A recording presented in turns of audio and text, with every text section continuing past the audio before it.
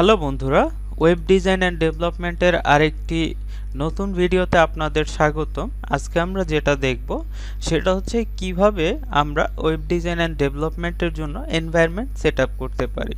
তো বন্ধুরা, এনভায়রনমেন্ট মানে কি? এনভায়রনমেন্ট মানে আপনারা জানেন যে জলবায়ু, কোনো একটা, যেমন মানুষ যে বাস করছে এর জন্য অক্সিজেন প্রয়োজন এবং আমাদের এই বায়ুতে প্রচুর পরিমাণে অক্সিজেন রয়েছে। তো বন্ধুরা, এইরকমই আমরা যখন কোডিং করতে যাব সেই ক্ষেত্রে আমাদের কোডিংয়ের একটা আইডিইর প্রয়োজন। আইডিই কি? আইডিই মিন ইন্টিগ্রেটেড ডেভেলপমেন্ট এনভায়রনমেন্ট, মানে কোনো একটা পরিবেশ যেখানে আমরা কোড করব। তো এই কোডের জন্য আমরা মূলত কি ইউজ করব? আমরা কোডিং এনভায়রনমেন্ট হিসেবে ভিজুয়াল কোড ইউজ করব। আপনারা চাইলে আরও যেমন সাবলাইম টেক্সট আছে সেটা ইউজ করতে পারেন।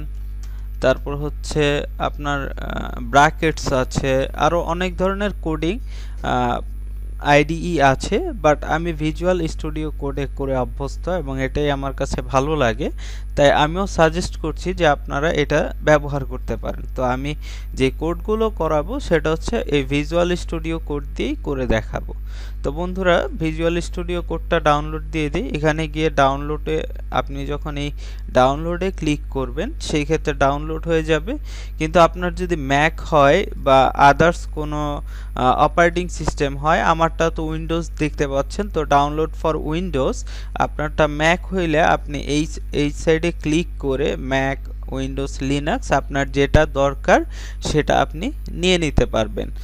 তো বন্ধুরা, যাদের ম্যাক, এখানে যদি স্টেবলে ক্লিক করে তারটা মানে ইনস্টলারটা ডাউনলোড হয়ে যাবে। আর যারটা ডেবিয়ান লিনাক্সের, সেই ক্ষেত্রে ডেবিয়ানেরটা উপরেরটা। আর যাদের ডেবিয়ান ছাড়া লিনাক্স ভার্সন, ডেবিয়ান কোনগুলো? লিনাক্স ডেবিয়ান যেমন কালি লিনাক্স আছে, উবুন্টু লিনাক্স আছে, এগুলার ইউজার ইন্টারফেস বের হইছে, তো এগুলো ডেবিয়ানের আন্ডারে।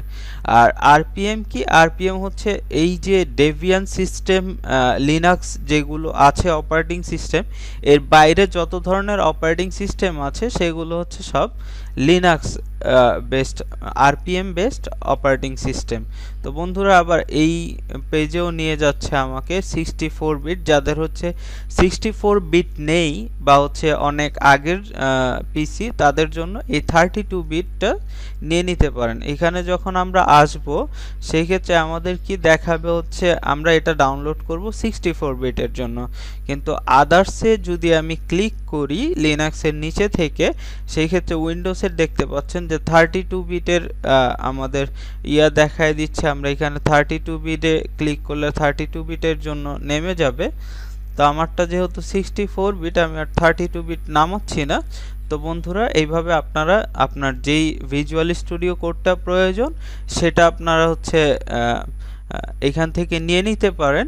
তারপর বন্ধুরা, এখানে দেখতে পাচ্ছেন যে আমি এটার মধ্যে যদি দুইবার ক্লিক করি বা একবার ক্লিক করি, সেই ক্ষেত্রে আপনার এটা রান বলছে, তো রান করে দিবেন। রান করার পরে এখানে আই অ্যাকসেপ্ট দিয়ে দিবেন।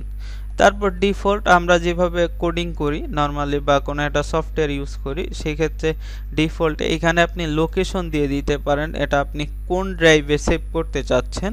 তবে আমি নরমালি সবসময় ডিফল্টটাই দিয়ে দিই, কারণ এটা সি ড্রাইভের, যেখানে গিয়ে মূলত এটা থেকে আপনার কাজ করে, সেই ক্ষেত্রে আপনি যে কোনো জায়গা থেকে এটার অ্যাক্সেস পাবেন। তো আমি ডিফল্ট লোকেশন দিয়ে দিলাম। আপনি চাইলে এখানে ব্রাউজ থেকে গিয়ে আপনার যেইখানে লোকেশন দেয়া দরকার সেইখানে আপনি দিতে পারবেন। তো বন্ধুরা, এরপর নেক্সটে গেলাম। নেক্সটে যাওয়ার পর দেখতে পাচ্ছেন ভিজুয়াল স্টুডিও কোড, আর নিচে দেখতে পাচ্ছেন don't create start menu folder, মানে স্টার্ট মেনু ফোল্ডার বলতে আপনার এটা নতুন কোনো একটা ফোল্ডার ওপেন হবে না, এটার কথা বলছে। তো ভিজুয়াল স্টুডিও কোড, এইখানে আমি ব্রাউজ করে এটাকেও কোথায় রাখবো সেটা দিতে পারি, কিন্তু আমি জানি যে আমার ভিজুয়াল স্টুডিও কোডের যে মেনু ফোল্ডারটা আছে সেটা আমার কোথায় থাকবে, আমার এই মূলত আমি চাচ্ছি যে আমার এই ভিজুয়াল স্টুডিও কোডের ইসের মধ্যেই থাকুক। তো তার জন্য নেক্সট করে দিব। তারপরে এইখানে তিনটা জিনিস দেখতে পাচ্ছেন, এটা টিক মার্ক করে দিবেন, তাহলে আপনার ডেস্কটপে এই যে এইখানে যে দেখতে পাচ্ছেন ডেস্কটপ, এখানে একটা আইকন চলে আসবে, আপনি যে কোনো সময় চাইলে এটাকে ইউজ করতে পারবেন। তো সেই ক্ষেত্রে বন্ধুরা আপনি এটা টিক মার্ক করে দিবেন। আর আরেকটা বলছে যে এখানে কি করবেন, add open code Windows explore, না অন্যগুলো বন্ধুরা দেওয়ার দরকার নাই, আপনি হচ্ছে এইটাই দিয়ে দিবেন। তো সেই ক্ষেত্রে কি করবেন, তারপর অ্যাড আ প্যাথ, এই অ্যাড আ প্যাথের মধ্যে যদি আপনার দেয়া থাকে টিক মার্ক সেই ক্ষেত্রে দিবেন, না দেয়া থাকলেও দিবেন। অ্যাড আ প্যাথ মানে হচ্ছে আপনার এনভায়রনমেন্টটা যে কোনো জায়গা থেকে আপনার কোডটাকে অ্যাক্সেস পাবে। তো নেক্সটে চলে গেলাম, নেক্সটে চলে যাওয়ার পরে আমি ইনস্টলে ক্লিক করলাম। ইনস্টলেশনে ক্লিক করার পরবর্তীতে আমার হচ্ছে ইনস্টল হয়ে যাচ্ছে। তো বন্ধুরা ইনস্টল হয়ে যাওয়ার পরে আমরা দেখি যে এখানে ইনস্টল হচ্ছে।